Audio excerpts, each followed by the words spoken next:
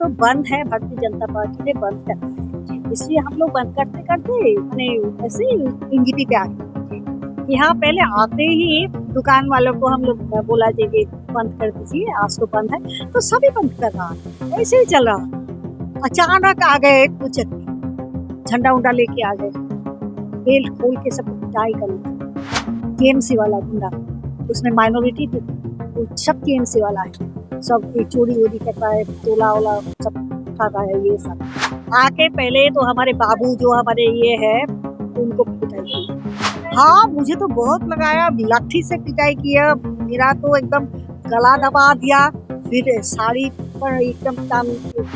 जब तक ये रहेंगे इस मकसद में तब तक यही चलता रहेगा, और ये बांग्लादेश है या पाकिस्तान है। जितने भी सारे इंसिडेंट हुआ नारी के ऊपर, फिजिकल एट्रोसिटी की ये बात करें, उनको मर्डर किया गया ब्रूटली, आज तक कोई किसी का सजा नहीं मिला। आपको भी पता है हमारा हेल्थ मिनिस्टर का नाम ममता है और हमारा वो प्रतिमंत्री का नाम चंद्रिमा भट्टाचार्य जी है, ऐसा सच है, लेकिन असलियत में हेल्थ मिनिस्टर का नाम है डॉक्टर एसपी, जो ममता की क्लोज एसोसिएट है, वही चलाता है। संदीप उसी रैकेट का है, तो इस रैकेट की कोई ऐसा चीज, शायद मुझे पता नहीं है, शायद ऐसा कुछ चीज उनके सामने आ गया था, लड़की के सामने, हो सकता है इसके कारण मर्डर हुआ है, ये सोच था। नमस्कार, मेरा नाम मनु कृष्ण है और आप देख रहे हैं द न्यूज बॉक्स। मेरे सहयोगी विवेक सिंह राजपूत इस कैमरे पे मौजूद है। एनजेपी इलाके की ये तस्वीर है, इनफैक्ट थाना के ठीक सामने हम मौजूद हैं और मेरे राइट साइड एक बहुत सीनियर महिला भी हैं और पद उनका एमएलए का है। लेकिन आज ना तो महिला की गरिमा को यहाँ पर कायम रखा गया, ना उनके उम्र का लिहाज किया गया, और उनके साथ जो एमएलए है इसका भी कोई मान नहीं रखा गया।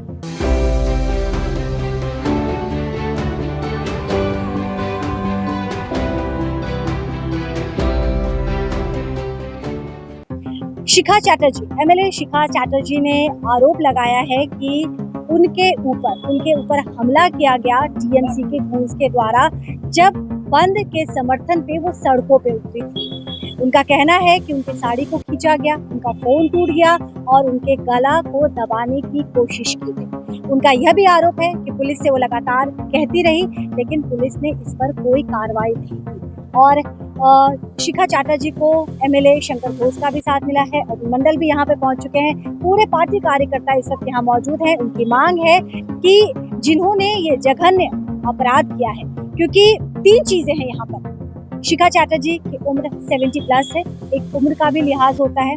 दूसरी बात, वो एक, छोड़ दीजिए आप पॉलिटिकल बात, लेकिन एक महिला है, आप ये कैसे भूल गए? अगर जो आरोप लगा रही हैं शिखा चैटर्जी लोगों के ऊपर, अगर वाकई ऐसा है तो आप कैसे भूल गए कि एक उनका उम्र है, उम्र के एक पड़ाव पे है और वो महिला है। हमारे समाज में अमूमन उम्र दराज महिलाओं के लिए, बच्चियों के लिए सम्मान होता है, लेकिन बावजूद इसके आपने उनके साड़ी को हाथ लगाया, उनका गला दबाने की कोशिश की, उनके सेल फोन को आपने तोड़ दिया। ये तमाम आरोप शिखा चैटर्जी के द्वारा लगाया जा रहा है। एनजेपी थाना के ठीक राइट साइड में वो धरना पे बैठी हैं। चलिए हम शिखा चैटर्जी से बात करते हैं और जो आरोप लग रहे हैं उस आरोपों में कितना दम है हम उनसे जानते हैं। घटना तो ऐसी कुछ नहीं, आज तो बंद है, भारतीय जनता पार्टी ने बंद करा है, इसलिए हम लोग बंद करते करते मैंने ऐसे ही एनजीपी पे आ गए।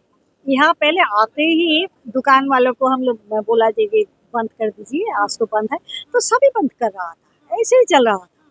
अचानक आ गए कुछ झंडा उंडा लेके आ गए, बेल्ट खोल के सबको पिटाई करने लगा। टीएमसी वाला गुंडा, उसमें माइनॉरिटी थी, वो सब टीएमसी वाला है, सब चोरी वोरी करता है, तोला वोला सब उठाता है, ये सब आके पहले तो हमारे बाबू जो हमारे ये है उनको पिटाई की, एकदम नीचे रख के एकदम गला दबा दिया उसका। तो पुलिस ने उसको उठाया और ले गया थाने में ले गया।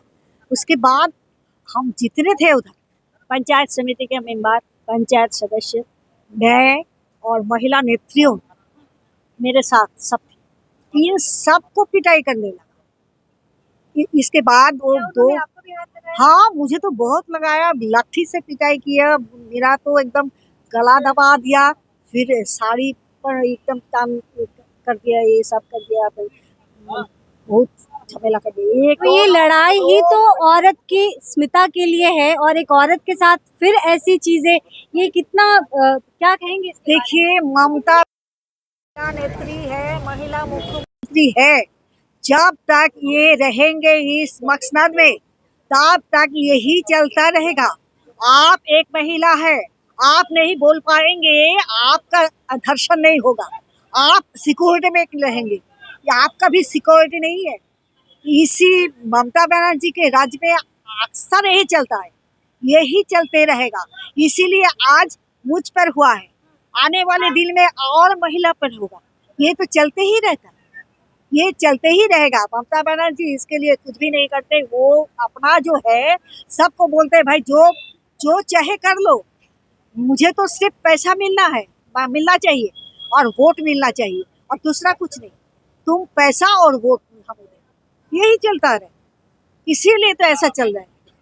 इसीलिए हम बोलते तो हैं, कब तक आप बैठने वाली है यहाँ पे? देखिए जिन लोगों ने आज पिटाई की वो हमारे आदमी को और मुझे, उन लोगों को अरेस्ट करना है, इसीलिए आज यहाँ बैठी हूँ। मैं अकेली नहीं, मेरे साथ इन लोग सब बैठे हैं।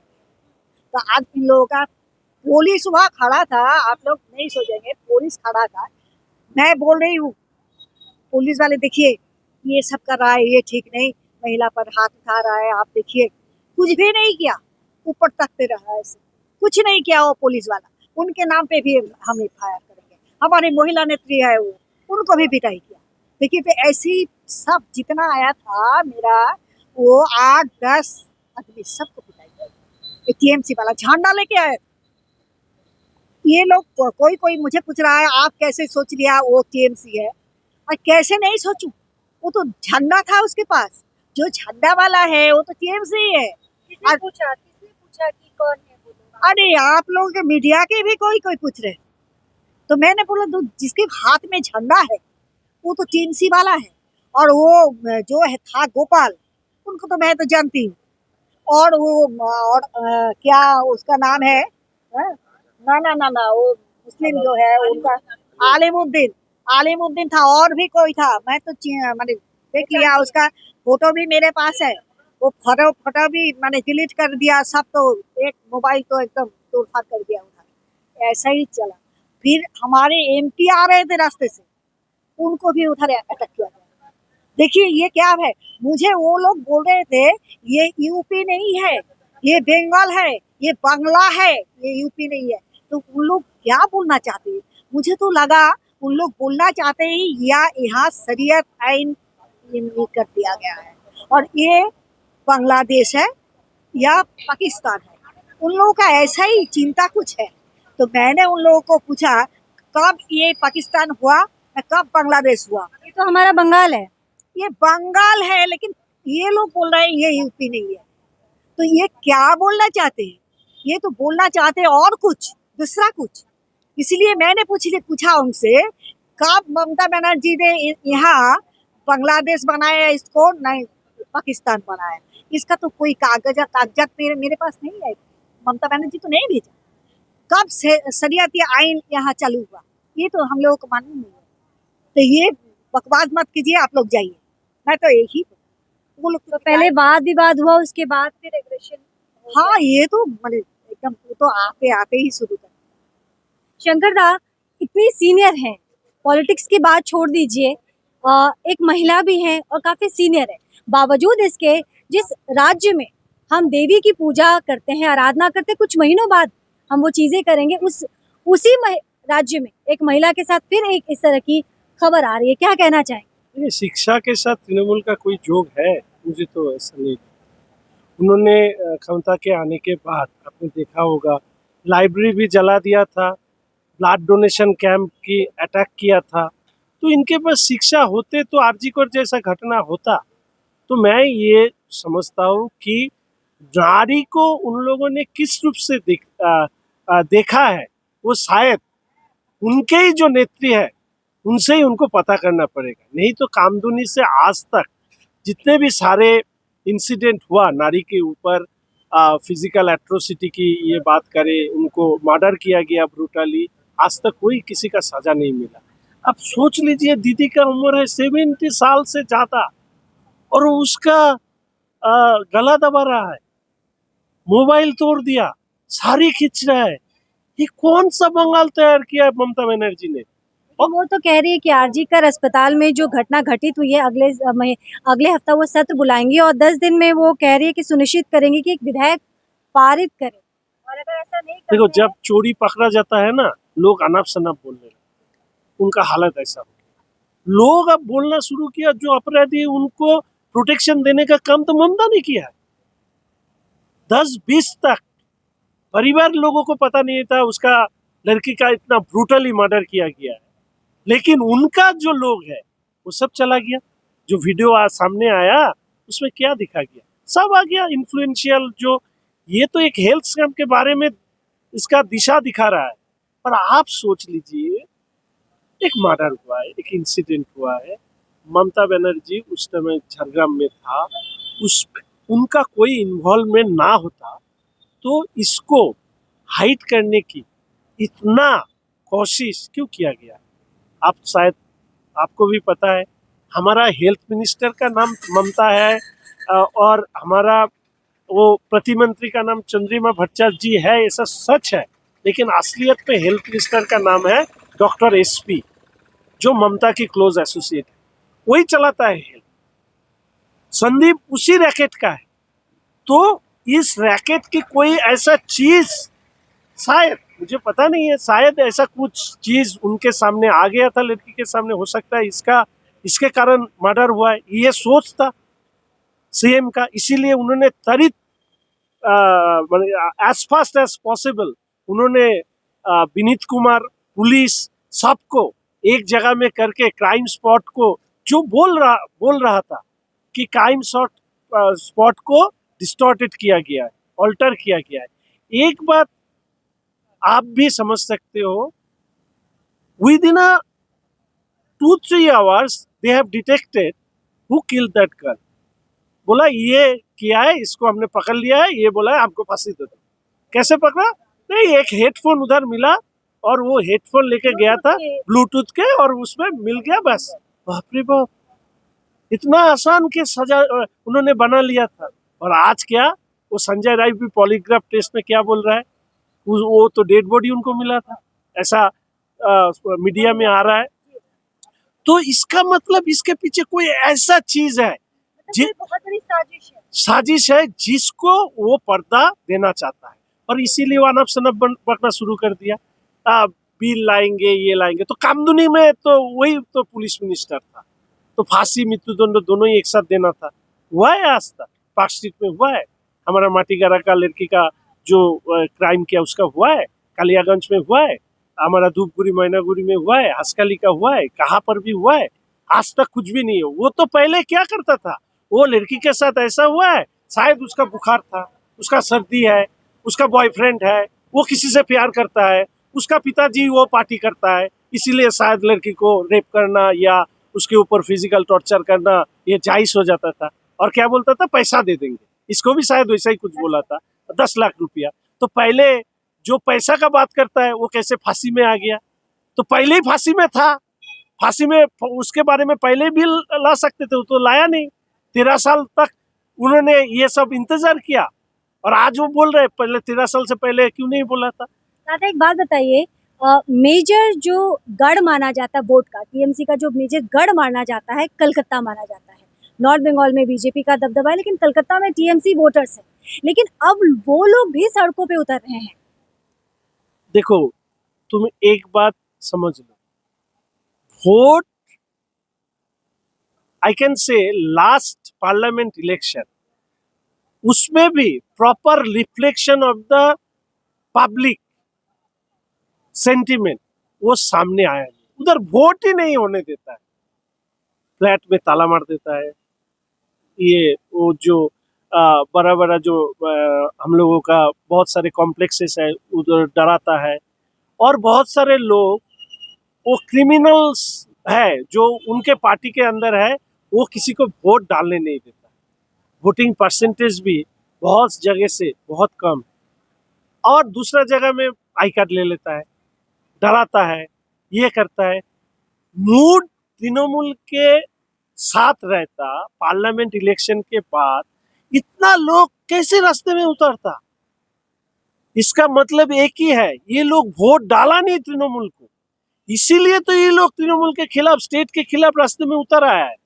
लेकिन एक बात मुझे आपको कहना है, दुख के साथ कहना है, सिर्फ एक पार्टी है जो तृणमूल का बहुत अच्छा दोस्त बन गया, वो है लेफ्ट पार्टी का लीडर लोग। वो ममता का पदत्याग हो जाएगा तो उनका क्या होगा, ये सोचते सोचते उनका नींद ही नहीं आ रहा है। हमने क्या बोला? सभी हम बोल रहे हैं कि जस्टिस चाहिए, सब तो जस्टिस डिलेड क्यों हुआ है? क्योंकि लेकिन आरोप तो ये भी लग रहा है कि भाजपा भड़काने का काम कर रही है। नहीं नहीं, ये कौन बोल रहा है? ये तो एक तृणमूल बोल रहा है और एक वाम बोल रहा है।